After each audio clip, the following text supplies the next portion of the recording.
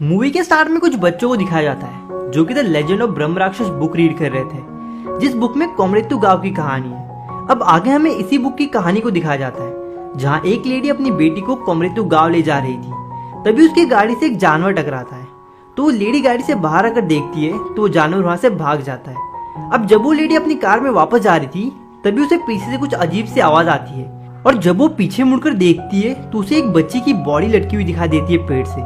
तो वो डर कर अपनी कार में जाती है, पर उसने कार की चाबी वहीं गिरा दी थी।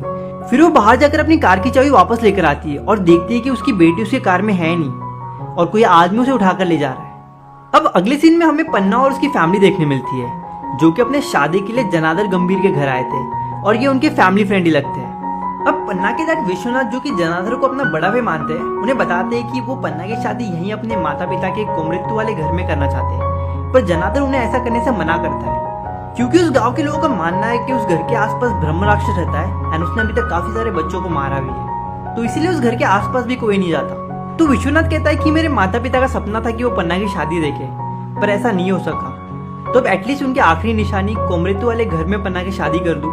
यहाँ विश्वनाथ जनार्दन की बात मानने के लिए तैयार नहीं था, तो जनार्दन अपने छोटे भाई एकनाथ से कहता है कि अगर इसे अपने मन की करनी है तो उन्हें से कोमरेतु वाले घर की चाबी दे दो। इतना कहकर जनार्दन वहां से चला जाता है, और यहाँ पे इन्हें ये भी पता चलता है कि जनार्दन और उसकी वाइफ शांता पिछले 28 सालों से एक दूसरे से बात नहीं करते। तब एकनाथ इन्हें बताता है कि 28 साल पहले दादा और वहीनी के बेटे संजू ने भूतनाथ मंदिर से सोना चुराया था, और जब ये बात दादा को पता चली तो दादा ने उसे काफी मारा और उसे सोना वापस लेकर आने के लिए कहा। पर उस दिन तो संजू घर से गया था वो आज तक वापस नहीं लौटा, और तब से वहीनी ने भी दादा से बात करना बंद कर दिया। अब इस बात को पूरे 28 साल हो चुके हैं, दोनों एक दूसरे से ढंग से बात भी नहीं करते। फिर उसी दिन पोस्टमैन शांता को एक लेटर देता है, जिसको पढ़ने के बाद शांता को पता चलता है कि उसका बेटा संजू 28 साल बाद लंदन से वापस आ रहा है। और अगले सीन में संजू को दिखाया जाता है जो कि कोमरेतु आ चुका था। जब संजू अपने घर जा रहा था तभी रास्ते में उसे पकरू मिलता है, तो पकरू उसे रुकाकर पूछता है तुम संजू हो ना, क्योंकि पकरू को पता था कि संजू आज काफी सालों बाद घर वापस आने वाला है। तो पकरू संजू को अपनी गाड़ी में जनार्दन गंभीर के घर छोड़ता है, पर घर पर कोई भी नहीं था। तो वहाँ काम करने वाला आदमी आके बताता है पकरू को कि घर के सभी लोग पास के गांव में गए हैं क्योंकि आज वहाँ पे तमाशा है। तो संजू पकरू से उस गांव में जाने का रास्ता पूछता है। पकरू कहता है कि अगर हम गाड़ी से गए तो 2 घंटे लगेंगे, लेकिन हमें पास में एक कच्चा रास्ता है, अगर पैदल गए तो 15 मिनट में पहुंच जाएंगे। तो संजू पकरू को अपने साथ आने के लिए कहता है, पर पकरू मना कर देता है उसके साथ आने के लिए, क्योंकि उस रास्ते में कोमरेतु वाला घर पड़ता है और सभी गाँव वालों का मानना है कि वहाँ पे ब्रह्म राक्षस रहता है, इसलिए पकरू संजू के साथ जाने से मना कर देता है। अब पकरू संजू के साथ आने के लिए तैयार नहीं था, तो संजू अकेले निकलता उस रास्ते, और रास्ते में उसे कोमरेतु वाला घर भी दिखाई देता है। तो घर के पास जाके देखता है एंड तभी उसकी टक्कर होती है पन्ना से, जो कि वहाँ आई थी फोटो क्लिक करने। फिर ये दोनों एक दूसरे को अपना इंट्रोडक्शन देते हैं, और उसी वक्त पन्ना को वहाँ के कुएं के पास एक मशाल जलती हुई दिखाई देती है। तो पन्ना को लगता है कि कुछ गड़बड़ है, क्योंकि सभी लोग ने कहा था कि इस घर के आसपास कोई आता नहीं, तो ये मशाल कैसे जल रही है यहाँ पे। फिर ये दोनों उस कुएं के पास जाके देखते हैं एंड वहाँ उन्हें एक पुलिस ऑफिसर की बॉडी लटकी हुई दिखाई देती है बिना सर के। अगले दिन सुबह गांव के सभी लोग जनार्दन गंभीर के घर आए थे, क्योंकि इन्हें पता चल चुका था कि पुलिस ऑफिसर मर चुका है। और यहाँ जनार्दन विश्वनाथ को चिल्ला रहा था कि उसने पन्ना को रात को वहाँ पे क्यों भेजा, और साथ ही साथ वो संजू को भी घर में आने से मना कर देता है, क्योंकि जनार्दन को लगता था कि अगर ये दोनों कोमरेतु वाले घर के पास नहीं जाते तो ऐसा कुछ नहीं होता। और जनार्दन विश्वनाथ से कहता है कि अब कोमरेतु वाले घर का दरवाजा बिल्कुल नहीं खुलेगा, तुम चाहे तो पन्ना की शादी यहीं मेरे घर से करवा दो। पर विश्वनाथ ये सुनकर खुश नहीं था, और वो कहता है कि किसी और के मरने की वजह से हम अपने घर का दरवाजा क्यों बंद करें। और इसी बात को लेके इन दोनों के बीच में हल्की सी आर्गुमेंट होती है। तभी इनके गांव का एक आदमी जनार्दन को समझाता है कि जब से संजू ने भूतनाथ मंदिर का सोना चुराया है तब से कोमरेतु परिवार में कोई भी शुभ कार्य नहीं हुआ है, इसलिए तुम कल ही अपने पूरे परिवार के साथ जाकर वहाँ पे पूजा कराओ। यहाँ शांता अपने कमरे में रो रही थी क्योंकि जनार्दन ने उनके बेटे संजू को घर में आने से मना कर दिया है, तो पन्ना उन्हें जाकर मोरल सपोर्ट देती है। और उसी वक्त संजू घर की खिड़की के पास आकर अपनी माँ से बात करता है।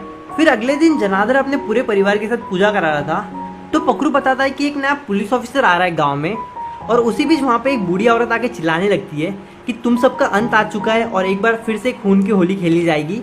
तो वहाँ के लोग उसे वहाँ से भगा देते हैं।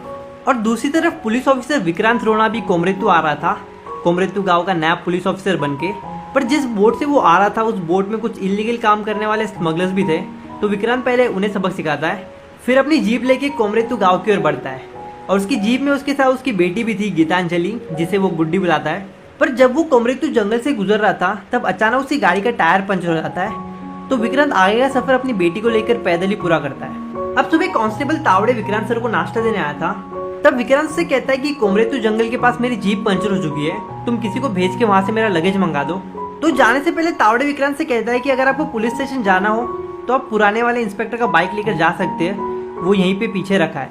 यहाँ पन्ना उसका छोटा भाई मुन्ना और साथ साथ पकड़ू क्रिकेट खेल रहे थे। तो कैच पकड़ने के चक्कर में पन्ना गलती से जाके संजू के ऊपर गिरती है, जो कि जंगल में ही सो रहा था। पन्ना के पीछे पकड़ू और मुन्ना भी वहाँ पे आते हैं। तो पन्ना संजू से कहते हैं कि तुम जल्दी से रेडी होके कोमरेतु वाले घर पे आओ, आज वहाँ पे पूजा है और आज से हम वही रहेंगे। तो संजू पूछता है पन्ना से, क्या तुम लोग यहीं पे सेटल हो रहे हो? तो मुन्ना कहता है ऐसा कुछ नहीं, 1 महीने में पन्ना की शादी है और उसके बाद हम लोग मुंबई चले जाएंगे। बट पन्ना की शादी की बात सुन के संजू थोड़ा उदास हो चुका था, क्योंकि वह पन्ना को पसंद करने लगा था। यहाँ विक्रांत अपनी बेटी को लेकर पुलिस स्टेशन आया था और पुलिस स्टेशन की दीवार को देखकर विक्रांत कांस्टेबल प्रजापति से पूछता है कि ये सब क्या है। तो प्रजापति बोलता है कि आपके पहले जो इंस्पेक्टर था उसे केस के बारे में कुछ भी पता चलता था तो वो दीवारों पे लिखता था, क्योंकि उसे किसी पे भरोसा नहीं था। फिर विक्रांत प्रजापति से उसके बारे में पूछता है और उसे चाय लेकर आने के लिए कहता है। अब तक तावड़े भी विक्रांत का सामान लेकर आ चुका था। तो विक्रांत उससे पूछता है कि पहले वाले इंस्पेक्टर की बॉडी कहाँ पर मिली थी। तो तावड़े बताता है कि इंस्पेक्टर की बॉडी कोमरेतु वाले घर के कुएं में मिली थी, पर जनार्दन गंभीर ने उस घर पे ताला लगाया है और वो किसी को वहाँ पे जाने भी नहीं देते। फिर विक्रांत पहुंचता है जनार्दन गंभीर के घर पे और उससे पूछता है कोमरेतु वाले घर के बारे में। तो एकनाथ कहता है कि उस घर के पास कोई नहीं जाता, क्योंकि सबका मानना है कि वहाँ पे ब्रह्म राक्षस है। तो विक्रांत उससे सार्कास्टिक वे में पूछता है, अगर मैं अभी जाऊंगा तो मुझे मिलेगा तुम्हारा ब्रह्म राक्षस? तो गुस्से में जनार्दन कहता है कि यहाँ पे मजाक चल रहा है और इतना बोल के वहाँ से निकल लेता है, क्योंकि उसे कहीं बाहर जाना था कुछ काम से। फिर विक्रांत एकनाथ से उस घर की तरफ जाने का रास्ता पूछता है। बेसिकली विक्रांत इस कुएं के पास कुछ क्लू ढूंढने आया था, जिससे कि उसे पता चले कि इंस्पेक्टर को किसने मारा है। बट विक्रांत के पीछे संजू और पकड़ू भी आए थे।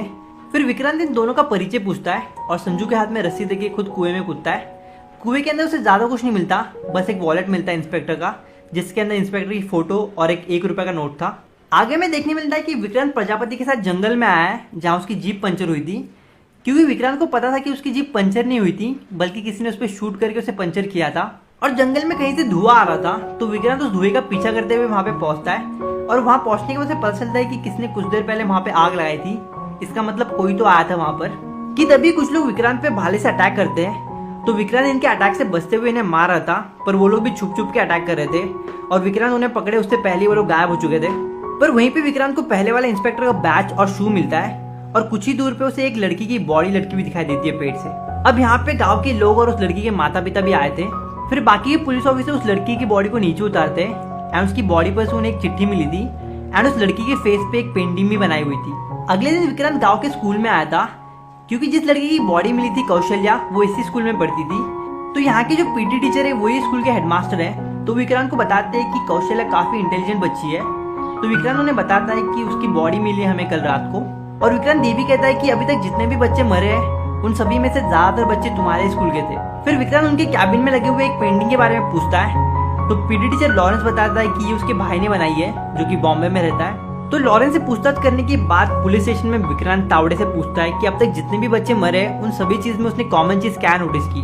तो तावड़े कहता है कि उन सभी की बॉडी पे एक चिट्ठी मिलती है और उनके चेहरे पर एक पेंटिंग बनाई होती है। फिर विक्रांत तावड़े से बॉडी पे मिले हुए चिट्ठी पे जो लिखा है उसका मतलब पूछता है। तो तावड़े बताता है कि इसमें लिखा है कि घुंघरू के झनकार से खून की होली की शुरुआत होगी। अब रात के वक्त जब पन्ना बुक रीड कर रही थी तो उसे किसी बच्चे के रोने की आवाज सुनाई देती है। तो उस आवाज का पीछा करते हुए पन्ना घर के ऊपर वाले माले पे पहुंचती है एंड वहाँ पे उसे एक बूढ़ी औरत दिखाई देती है एंड ये वही औरत है जो उस दिन पूजा में चिल्ला रही थी। तो ये औरत एक बॉक्स की तरफ इशारा करके वहाँ से गायब हो जाती है और जब पन्ना उस बॉक्स को ओपन करके देखती है तो उसे किसी का कटा हुआ सर दिखाई देता है एंड ये उसी पुलिस इंस्पेक्टर का सर था जिसकी बॉडी लटकी हुई मिली थी कुएं के पास।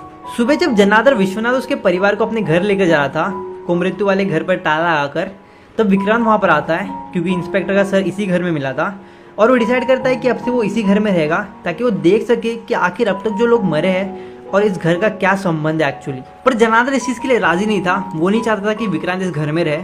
तो विक्रांत उसे वार्निंग देता है कि अगर मेरे काम के बीच में टांग अड़ाने की कोशिश की तो अंजाम बुरा होगा। यहाँ पन्ना उस बूढ़ी औरत के बारे में जानने आई थी जिसे उसने रात को देखा था।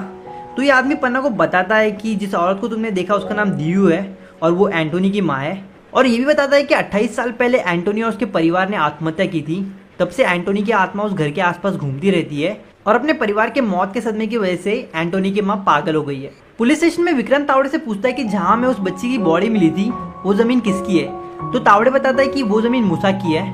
फिर विक्रांत मूसा से मिलने के लिए रक्कामा के बार पे जाता है, क्योंकि मूसा अक्सर रक्कामा के बार पे आता था, पर आज वो वहाँ पे नहीं था। तो वो रक्कामा से पूछता है कि मूसा कहाँ पे।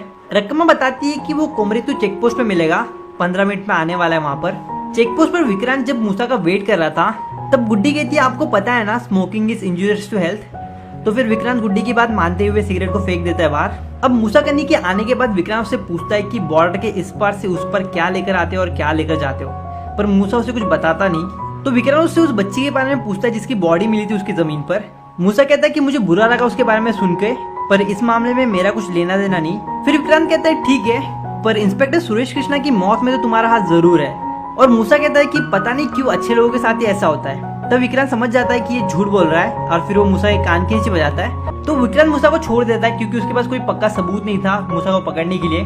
तो मूसा से बात करने के बाद विक्रांत यहाँ पर आकर संजू को पंजे के मुकाबले में हरा देता है और उसकी मदद करता है पन्ना को इम्प्रेस करने में। रात को पार्टी खत्म होने के बाद जब पन्ना और मुन्ना अकेले जंगल के रास्ते से घर जा रहे थे, तभी उन्हें वहाँ पे तावड़े दिखाई देता है, और ये दोनों उसे आवाज भी लगाते हैं, पर तावड़े इनकी आवाज नहीं सुनता और वहाँ से चला जाता है। ये दोनों डर डर के आगे बढ़ रहे थे, एंड थोड़ी दूर पे इन्हें एक आदमी दिखाई देता है जो एक कल्चरल कॉस्ट्यूम पहनकर वहाँ पे नाच रहा था और आग में अपना हाथ डाल के जोर से चिल्ला रहा था। उसकी आवाज सुन के मुन्ना भी जोर से चिल्लाता है, एंड मुन्ना की आवाज सुनने की वजह से वो आदमी वहाँ से गायब हो जाता है और डर कर पन्ना और मुन्ना भी वहाँ से भागते हैं। पर भागते वक्त इन दोनों को कुएं के पास एक आदमी की बॉडी लटकी हुई दिखाई देती है। सुबह जब विक्रांत और बाकी पुलिस ऑफिसर आके देखते हैं तो पता चलता है कि ये बॉडी तो चेकपोस्ट वाले गार्ड बल्लू की है।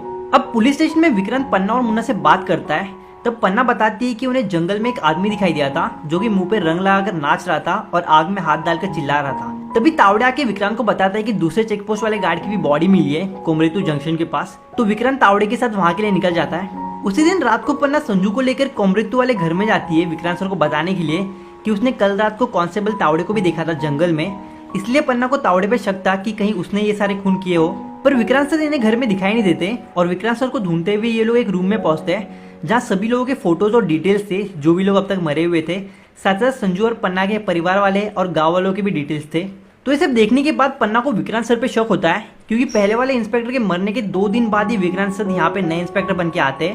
और कल रात को एक आदमी आग में हाथ डाल के नाच रहा था और आज विक्रांत सर के हाथ में भी पट्टी थी, इसीलिए अब पन्ना को विक्रांत सर पे शक होता है। तभी इन्हें घुंघरू की आवाज सुनाई देती है और जब ये लोग खिड़की से देखते हैं तो इन्हें विक्रांत सर कल्चरल कॉस्ट्यूम में मुंह पर रंग लगाकर नाचते हुए दिखाई देते हैं। अब अगले सीन में हमें देखने मिलता है कि पन्ना संजू को लेकर बूढ़ी वाले बाबा के पास आई थी ताकि वो एंटोनी के बारे में जान सके। तो बूढ़ी वाले बाबा इन्हें बताते कि एंटोनी कोमरेतु के भूतनाथ मंदिर की देखरेख करता था। उसके परिवार में उसकी माँ और उसकी बीवी के अलावा 2 बेटे और एक छोटी बेटी थी। और एक बार उनके गांव में जानकी राम नाम के एक टीचर आए थे और वो एंटोनी को कहते हैं कि अपने बच्चों को स्कूल में भेजा करो पढ़ने के लिए। तो एंटोनी भी अपने दोनों बेटों को स्कूल में भेजता है पढ़ने के लिए, पर स्कूल में बड़े घर के बच्चे उन्हें काफी परेशान करते थे। तो एक दिन जनार्दन का बेटा संजू भूतनाथ मंदिर का सोना चुरा लेता है और गांव वाले बिना कुछ सोचे समझे इल्जाम एंटोनी पे लगाते हैं और उसे मारने लगते हैं। तब एंटोनी की माँ दियो अपने दोनों पोतों से कहती है कि अपनी छोटी बहन को लेकर यहाँ से दूर जाओ, और इसी बीच गांव के लोग एंटोनी के घर को भी जला देते हैं। यहाँ माधव और राघव अपनी छोटी बहन को लेकर भाग रहे थे, तभी इनके स्कूल के बड़े घर के बच्चे इन्हें परेशान करने लगते हैं। तो माधव एक पत्थर उठा के इसके सर पे मारता है और राघव को अपनी छोटी बहन को लेकर यहाँ से भागने कहता है। फिर ये सभी बच्चे माधव के पीछे भागते हैं एंड इस लड़के के हाथ से पकड़ लेकर माधव का दांत तोड़ देते हैं। एंड फिर ये सब राघव के पीछे भागते हैं। तो राघव इनसे छुपते हुए कुएं के पास आता है और वो अपनी छोटी बहन को एक टोकरी में रख के कुएं के बीच में बांध कर रख रहा था। तभी ये लोग आकर राघव को लात मारते हैं और राघव के हाथ से रस्सी छूटती है और उसकी छोटी बहन कुएं में गिरने की वजह से मर जाती है। और एंटोनी इस दुख और बेइज्जती के कारण अपने पूरे परिवार के साथ आत्महत्या करता है। पर आत्महत्या करने से पहले उसने एक चिट्ठी छोड़कर गया था जिसमें लिखा था कि जो भी उनकी मौत का कारण है उनका वंश खत्म हो जाएगा। फिर अगले सीन में विक्रांत को दिखाया जाता है जो कि मूसा के अड्डे पे आके उसके सभी लोगों को मारता है। फिर मूसा को जंगल के बीच में बांधकर उसके मुंह पर पेंटिंग करता है। तब मूसा अपने सभी जुर्म कबूल करता है एंड कहता है कि साहब मैं बॉर्डर के इस पार से उस पार इलीगली सामान लेकर आता और लेकर जाता था और मैं ही अपने लोगों को जंगल में बेचता था ताकि लोग डरे रहे और यहाँ पर ना आए। पर मैंने किसी भी बच्चों को नहीं मारा है साहब, वो सब ब्रह्मराक्षस का ही काम है, उसी ने मारा है। तब विक्रांत कहता है कि आज तक तुम ब्रह्मराक्षस बन के लोगों को मारते थे, तो आज ब्रह्मराक्षस तुम्हें मारेगा। फिर सुबह जब विक्रांत और बाकी पुलिस ऑफिसर जंगल में आके देखते हैं तो उन्हें मूसा की बॉडी मिलती है एंड फिर इसके बाद विक्रांत जाता है रक्कमा के बार पे सेलिब्रेशन करने के लिए। अगले दिन विक्रांत स्कूल के पीटी टीचर लॉरेंस से पूछता है कि तुमने मूसा को क्यों मारा, क्योंकि मूसा के चोरी का सामान स्कूल के पीछे एक गोदाम में मिलता है। तब लॉरेंस बोलता है कि सर मैं बस ये स्कूल चलाता हूँ, ये स्कूल और यहाँ की पूरी जगह जनार्दन जी की है। उसी बीच कांस्टेबल प्रजापति विक्रांत से कहता है कि साहब आप गाँव वालों पे शक कर रहे हो, क्या पता अगर खूनी कोई बाहर वाला हो। फिर विक्रांत अपना दिमाग चलाता है और वो संजू को पकड़ के मार रहा था, तब पन्ना विक्रांत से कहती है कि आप संजू को क्यों मार रहे हो? विक्रांत सर, हमने आपको देखा था उस दिन मुंह पे रंग लगाकर नाचते हुए। तो विक्रांत कहता है कि मैं बस क्रिमिनल पर्सपेक्टिव जानने की कोशिश कर रहा था नकाब पहनकर। फिर वो ये कहता है कि इन जन्म से पूछो कि ये कौन है, क्योंकि संजू तो मर चुका है। तो ये बताता है कि वो संजू नहीं बल्कि संजू का रूममेट है। संजू हमेशा उससे उसकी माँ की बातें करता रहता था। एंड जब संजू को पता चला कि उसकी माँ को कैंसर है, तो संजू गांव वापस आने के लिए रेडी था, पर आने के एक दिन पहले ही संजू का एक्सीडेंट हो जाता है और एक्सीडेंट में उसकी मौत हो जाती है। तो एक बेटा तो अपनी माँ को मरने से पहले नहीं देख पाया, पर ये नहीं चाहता था कि एक माँ मरने से पहले अपने बेटे को ना देखे, इसलिए संजू बनकर यहाँ पे आता है। और ये सारी बातें जनार्दन भी सुन लेता है। तो पहले तो वो इसे 3 कान के लगाता है, फिर इसे गले लगता है और फिर वो अपने घर लेके जाके इसे शांता से मिलाता है। तो शांता तो अपने बेटे को देखकर काफी खुश थी, क्योंकि इसे सच्चाई पता नहीं थी और ये अभी भी इसे ही संजू मानती है। यहाँ विक्रांत जब अपनी बेटी को सुलाकर सोने जा रहा था, तभी एक आदमी विक्रांत को चाकू फेंक कर अटैक करता है और वहां से भागता है। तो विक्रांत इसका पीछा करता है और देखता है कि ये आदमी स्कूल के पीछे एक गोदाम में जाता है, जहाँ पे मूसा का चोरी का सामान मिला था।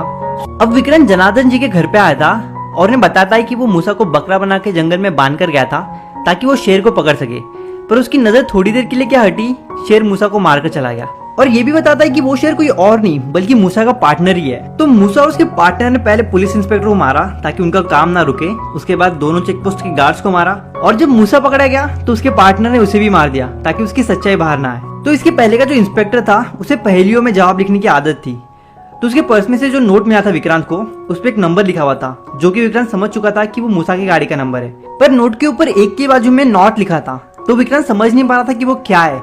तो काफी सोचने के बाद विक्रांत को समझ में आता है कि वो नॉर्थ नहीं बल्कि नाथ है, यानी कि एक नाथ। तो विक्रांत समझ जाता है कि मूसा का वो पार्टनर कोई और नहीं बल्कि एक नाथ है। और जब विक्रांत ने ये बात इन सभी को बताई तो वहां से एक नाथ भागने की कोशिश कर रहा था, पर विक्रांत उसे पकड़ लेता है। और विक्रांत ये भी बताता है कि रात को जिसने उस पर चाकू फेंकर अटैक किया था वो एक नाथ ही है। तो ये देखने के बाद जनार्दन कहता है कि इस सब का कारण एंटोनी का शाप ही है, क्योंकि एंटोनी के परिवार की मौत के जिम्मेदार मैं और विश्वनाथ है। क्योंकि 28 साल पहले जब भूतनाथ मंदिर से सोना चोरी हुआ था, तो विश्वनाथ ने इल्जाम एंटोनी पे लगाया था और जनार्दन ने इस बात को मान भी लिया था, पर बाद में इन्हें पता चला कि वो सोना संजू ने चुराया था। तो इसी बदनामी के चलते एंटोनी और उसके पूरे परिवार ने आत्महत्या की थी। इसके बाद पन्ना विक्रांत से बात करने के लिए पुलिस स्टेशन आती है और उसे बताती है कि आपने कोमरेतु वाले घर में जो फोटोज के साथ चिट्ठियां रखी है उस पर वही चीज लिखी है जो कि एंटोनी ने अपने सुसाइड नोट में लिखा था। और पन्ना ये भी बताती है कि एंटोनी ने अपने सुसाइड नोट में लिखा था कि जो भी उनके परिवार के मौत का कारण है उनका वंश खत्म हो जाएगा। इसलिए पन्ना को लगता है कि एंटोनी और अभी तक मरे हुए बच्चों के बीच में कोई ना कोई कनेक्शन जरूर होगा। पर विक्रांत को एंटोनी के बारे में कुछ भी नहीं पता था। तो पन्ना से पूछता है कि तुम्हें ये सब कैसे पता? तो पन्ना उसे बताती है कि बूढ़े वाले बाबा ने उसे ये सब कुछ बताया। उसी वक्त विक्रांत को अपनी बेटी की कही हुई एक बात याद आती है कि जब एक फैंटम मरता है तो उसका बेटा अगला फैंटम बनता है, इसलिए सभी को लगता है कि फैंटम भूत है। इसके बाद विक्रांत एंटोनी की केस फाइल पढ़ना शुरू करता है और उसमें उसे पता चलता है कि एंटोनी के परिवार में 5 लोग मरे थे, लेकिन बॉडी सिर्फ 4 लोगों की मिली थी, एंटोनी, उसकी पत्नी, उसकी छोटी बेटी और उसके छोटे बेटे राघव की, पर उसके बड़े बेटे माधव की बॉडी नहीं मिली थी। तो इस बारे में थोड़ा और स्टडी करने के बाद विक्रांत को पता चलता है कि अभी तक जितने भी बच्चे मरे हैं उन सभी के पापा 28 साल पहले एक ही क्लास में पढ़ते थे और उसी क्लास में माधव भी था। सो अभी विक्रांत समझ चुका था कि अभी तक जितने भी बच्चे मरे हैं उन सभी बच्चों को माधव ने मारा है। पर सवाल ये है कि अभी माधव है कहाँ? रात के वक्त मुन्ना काफी डरा हुआ था, क्योंकि उसे लग रहा था कि अब अगली बारी उसकी और संजू की है, क्योंकि एंटोनी और उसके परिवार के मौत के जिम्मेदार जनार्दन और उसके पापा विश्वनाथ भी थे। और उसी वक्त ये दोनों एंटोनी की माँ डीयू को अपने घर में देखकर डर जाते हैं एंड पीछे से इन्हें कोई किडनैप करके लेके जाता है। दूसरी तरफ विक्रांत पीटी टीचर लॉरेंस के घर पे आता है जानकी राम के बारे में जानने के लिए, क्योंकि जिस वक्त माधव स्कूल में था उस वक्त उस स्कूल के हेडमास्टर जानकी राम थे। और विक्रांत लॉरेंस को ये बताता है कि वो माधव को ढूंढ रहा है। तो लॉरेंस विक्रांत सर के लिए चाय लाने किचन में जाता है। तभी विक्रांत को क्लिक होता है कि लॉरेंस के चेस्ट पे जैसा टैटू है वैसा सेम टैटू माधव के चेस्ट पे भी था। और विक्रांत समझ जाता है कि लॉरेंस ही एंटोनी का बेटा माधव है। एंड जब विक्रांत किचन में पहुंचता है लॉरेंस को पकड़ने के लिए, तब तो वो वहां से भाग चुका था। पर वहां पे विक्रांत को मुन्ना के हाथ का बैंड मिलता है और विक्रांत को पूरा कंफर्म होता है कि लॉरेंस ही एंटोनी का बेटा माधव है। फिर विक्रांत पकरू को उसे भूतनाथ मंदिर लेकर जाने कहता है एंड यहाँ पर विक्रांत अपनी बेटी को भी लेकर आया था साथ में। तो पकरू विक्रांत सर को मंदिर के पास छोड़कर खुद बोट के पास ही रुकता है एंड फिर विक्रांत अपनी बेटी को लेकर मंदिर के अंदर जाता है। मंदिर के अंदर आने के बाद गुड्डी विक्रांत से कहती है कि पापा मुझे डर लग रहा है, आगे मत जाओ। पर विक्रांत उसकी बात नहीं सुनता और आगे बढ़ता रहता है। और यहाँ विक्रांत को काफी सारी अलमारियां दिखती है जिस पर अभी तक मरे हुए बच्चों के नाम थे, साथ ही साथ उनके सामान और कपड़े थे उस अलमारी के अंदर। तभी विक्रांत को अपनी वाइफ रेणुका का इल्यूजन दिखाई देता है एंड इसके बाद हमें विक्रांत का पास दिखाया जाता है, जहां हमें देखने मिलता है कि विक्रांत अपनी लाइफ काफी हैप्पीली जी रहा था अपने फैमिली के साथ। और विक्रांत की वाइफ वही लेडी है जिसे हमने मूवी के स्टार्ट में देखा था, जो कि अपनी बेटी को लेके कोमरेतु जा रही थी। बेसिकली विक्रांत की वाइफ और उसकी डॉटर कोमरेतु जा रहे थे एक शादी का फंक्शन अटेंड करने के लिए, और विक्रांत उनके साथ नहीं जाता क्योंकि उसे कुछ काम था। और फिर हमें एक और सीन दिखाया जाता है जहाँ पे डॉक्टर विक्रांत से कहती है कि उसकी वाइफ कोमा में है, और यहाँ पे विक्रांत उस अलमारी के सामने पहुंचता है जहाँ पे गीतांजलि रोना का नाम लिखा था। तब विक्रांत की बेटी गुड्डी काफी रोने लगती है और उससे कहती है कि पापा प्लीज आगे मत जाओ, पापा प्लीज आगे मत जाओ, और वो काफी रोती है। अब जैसे ही विक्रांत इस अलमारी का दरवाजा ओपन करता है तभी हमें साइड बाय साइड एक पास्ट का सीन दिखाया जाता है जिसमें हमें विक्रांत की डॉटर गीतांजलि की डेड बॉडी देखने मिलती है। अब विक्रांत की बेटी भी गायब हो जाती है और हमें पता चलता है कि अब तक विक्रांत और उसकी बेटी के बीच में हमें जो भी बातचीत देखने मिली थी वो सब विक्रांत का वहम था। अब विक्रांत को लॉरेंस यानी कि माधव की आवाज सुनाई देती है जहाँ पर वो बोलता है कि मेरी छोटी बहन और मेरे परिवार की क्या गलती थी, सोना संजू ने चुराया था और सजा मेरे परिवार को क्यों मिली। फिर माधव पीछे से आके विक्रांत के सर पे अटैक करता है और उसकी बंदूक छीन लेता है, और हमें एक पास का सीन दिखाया जाता है जिससे कि हमें पता चलता है कि विक्रांत भी उसी क्लास में था जिस क्लास में माधव था, और इन बच्चों ने विक्रांत के हाथ से पकड़ छीन के माधव का दांत तोड़ा था। तो माधव ने विक्रांत की बेटी को इसलिए मारा था क्योंकि विक्रांत भी उसी क्लास में था, पर उसने कभी माधव की मदद नहीं की थी। तो जब विक्रांत होश में आता है वो देखता है कि उसकी बंदूक उसके पास नहीं है, और उसके सामने उसे एंटोनी की माँ दियू दिखाई देती है जिसने की पन्ना को गन पॉइंट पे रखा था और माधव मुन्ना के फेस पर पेंटिंग बना रहा था ताकि वो उसे मार सके।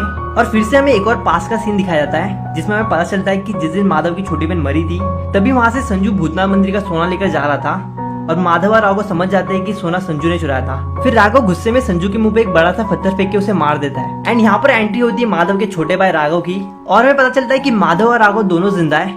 तो उस दिन पुलिस को जो चौथी बॉडी मिली थी वो राघव की नहीं बल्कि संजू की थी, एंड राघव कोई और नहीं बल्कि ये है। तो इसने जो भी कहानी बताई थी कि संजू का एक्सीडेंट हो गया था, ये संजू का दोस्त है, ये सब झूठी थी। अब यहाँ पर इन तीनों के बीच में फाइट होती है एंड विक्रांत माधव को उसी तरह लटका कर मारता जिस तरीके से माधव ने उसकी बेटी को मारा था। पर उसी बीच एंटोनी की माँ दियू ने मुन्ना पर अटैक किया था और राघव भी फिर से उठ के विक्रांत से लड़ रहा था। तो विक्रांत उसके पेट में एक छुरा घुसाता है और उसे यहाँ से नीचे गिरा देता है। अब सुबह जब विक्रांत कोमरेतु गांव से जा रहा था तो पन्ना उसे थैंक यू कहती है उसकी जान बचाने के लिए, और शांता विक्रांत से कहती है कि तुम जब बॉम्बे पहुंचोगे तो संजू को एक बार फोन करके पूछना कि वो लंदन से वापस कब आएगा, क्योंकि वो मुझे बिना बताए चला गया। यहाँ पर शांता ऐसा इसलिए कहती है क्योंकि उसे अभी तक संजू का सच पता नहीं है और किसी ने उसे बताया भी नहीं है। और फिर विक्रांत यहाँ से चला जाता है। एंड पन्ना ने कोमरेतु की ये पूरी कहानी एक बुक में लिखी थी एंड ये बच्चे उसी बुक को पढ़ रहे थे। तो इसी के साथ ये मूवी यही खत्म होती है।